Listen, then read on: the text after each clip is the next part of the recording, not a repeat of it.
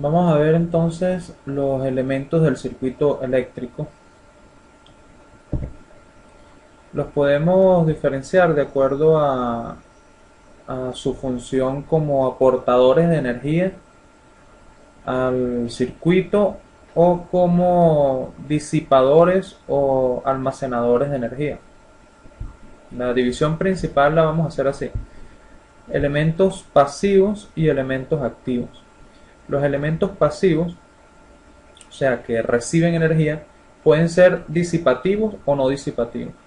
Los disipativos son la resistencia, que las resistencias disipan la energía en forma de calor, sacan la energía en forma de calor del circuito. Y los elementos no disipativos son aquellos que reciben la energía pero la almacenan. El capacitor la almacena en forma de un campo eléctrico y el inductor la almacena en forma de un campo magnético. Estos dos elementos pueden recibir energía en un momento dado y después entregarla, volverla a entregar en el circuito. Los otros elementos son los activos, que son las fuentes de corriente y las fuentes de voltaje. Las fuentes de corriente y las de voltaje pueden ser tanto dependientes como independientes. Y la dependencia de estas fuentes puede ser de voltaje o de corriente. Es decir, pueden haber fuentes de corriente dependientes de voltaje y de corriente, y pueden haber fuentes de voltaje dependientes de voltaje y de corriente. Ya veremos las fuentes independientes, son aquellas que tienen un valor determinado y no dependen de ninguna otra variable en el circuito. La resistencia es el elemento más común que nosotros vamos a estar utilizando.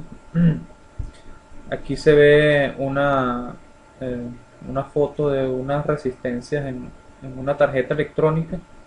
Aquí está la foto de ohm, que es a quien se le debe el nombre de la unidad que designa el valor de resistencia de un elemento.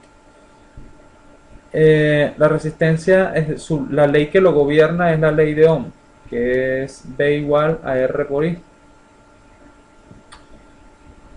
Nos podemos imaginar un elemento resistivo como un elemento físico atravesado por una corriente que tiene un área transversal y tiene una longitud o un largo ese elemento. Entonces el valor de la resistencia de un elemento tiene que ver con el material del cual está hecho la resistencia, la resistividad, el material específico, la longitud y el área. Entonces, a mayor longitud del elemento, mayor resistencia, que es un mayor tramo que tiene que ser atravesado por los electrones. Y si ese tramo tiene, si ese material ofrece una resistencia al paso de la corriente, mientras más largo el tramo, pues mayor el valor de la resistencia. Mientras mayor es el área, pudiéramos pensarlo así: mientras mayor es el área, hay mayor espacio por donde pueden circular los electrones, hay mayores portadores de carga. Entonces, a mayor área, menor es el valor de la resistencia de ese elemento que estamos analizando. El valor es en ohm. Tenemos la conductancia, que es el inverso de la resistencia, lo vamos a designar con Siemens. Un ohmio entonces es un voltio sobre un ampere, y la resistividad es el inverso de la conductividad.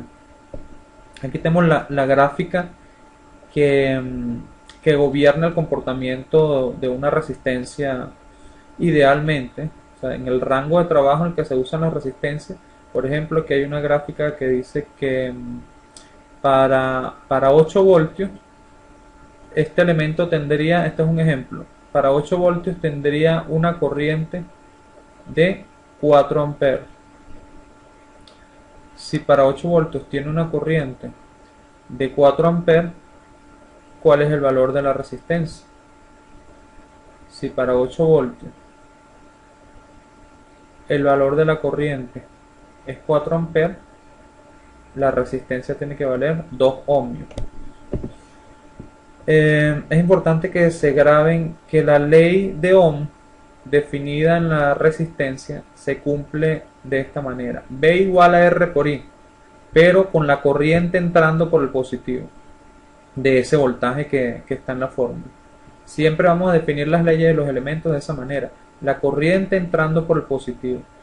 Con este voltaje dibujado así, con el más aquí, uno puede decir que el voltaje es igual a la resistencia por la corriente. El otro elemento que vamos a estar utilizando, pero que después vamos a ver con mayor detalle, es el capacitor. Aquí hay una foto de varios tipos de condensadores, hay muchos tipos de condensadores. El condensador básicamente consiste en dos placas de metal que están cercanas la una a la otra. Generalmente existe un dieléctrico o un material aislante entre las dos placas, y esas placas pueden almacenar cargas, y de un lado la carga es positiva y del otro lado la carga es negativa. Después lo veremos con más detalle, pero el valor de la capacidad, la capacitancia que tiene es un elemento hecho de esta manera, depende del área. A mayor área, mayor capacidad de almacenar cargas. Mientras menor es la distancia, mayor es la capacidad de almacenar energía. Mientras menor la distancia de esas dos placas, y también depende de la permeabilidad eléctrica del dieléctrico que colocamos entre las dos placas. En este caso, como no se ve ninguno, pues sería la permitividad del aire. Me gustaría que revisaran un poco sobre el coltán. El coltán es un elemento, un material que se usa mucho para hacer los capacitores y para hacer otros componentes electrónicos. Entonces revisen acerca de este problema que hay a nivel mundial. Busquen en internet el coltán y su relación con el país del Congo. Aquí está la ley o las fórmulas que gobiernan el comportamiento de un capacitor y el símbolo del capacitor. Fíjense que la corriente del capacitor la estoy dibujando entrando por el positivo del capacitor, por el positivo del voltaje en los extremos del capacitor. Escrito así, de esta manera, con la corriente entrando por el positivo, entonces la fórmula que lo gobierna es esta que está aquí. La corriente es la capacitancia por la derivada del voltaje en el tiempo. ¿Cómo podemos interpretar esto? Bueno, se acuerdan que corriente es la carga que se está moviendo en el tiempo, ¿verdad? O sea, a medida que va entrando carga al capacitor, va aumentando este voltaje. Entonces, la corriente que entra está dada por la variación del voltaje, o la variación del voltaje está dada por la corriente que entra. ¿Y qué tanto varía el voltaje? ¿Qué tanto esa corriente ocasiona la variación de voltaje? Va dado por el valor de la capacitancia. Y la capacitancia es la carga entre el voltaje. Un capacitor que tenga gran capacidad puede guardar mucha carga con poco voltaje. O sea, no es necesario aplicarle mucho voltaje y va a guardar bastante carga. El análogo, cuando uno despeja el voltaje de esta fórmula, aquí está la relación corriente-voltaje con una derivada, pero cuando uno despeja el voltaje, entonces le queda esta fórmula que es la integral de la corriente. La integral de la corriente es la carga, porque es la sumatoria de la corriente en el tiempo. Eso me da la carga que entra en un tiempo determinado. Me daría carga sobre capacitancia. Pero hay que tomar en cuenta el valor inicial del voltaje. Esta fórmula se interpreta así: el valor de voltaje que yo tendré en un tiempo determinado va a ser el voltaje que había más la cantidad de carga que entró dividido entre la capacitancia. De todas formas, esto lo vamos a ver con más detalle luego. Aquí están las gráficas para una corriente constante, y esto lo pueden verificar ustedes utilizando esta fórmula.